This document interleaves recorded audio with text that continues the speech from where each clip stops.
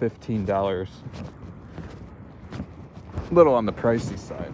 Look at the spotlights. Holy shit. Look at how bright it is.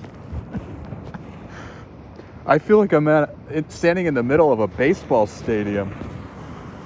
Oh, that hurts my eyes. All I see is white LED lights in my eyes now. It's like looking at the sun. Look at how illuminated this beach is. I've never seen anything like it. Look, 2 of them are over there, the orange color. But the rest are these harsh LED white.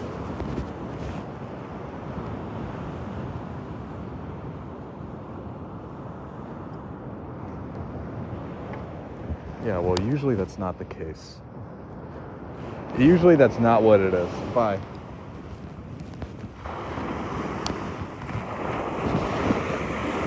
Anyway, this is cool. That's not usually what it is, guys.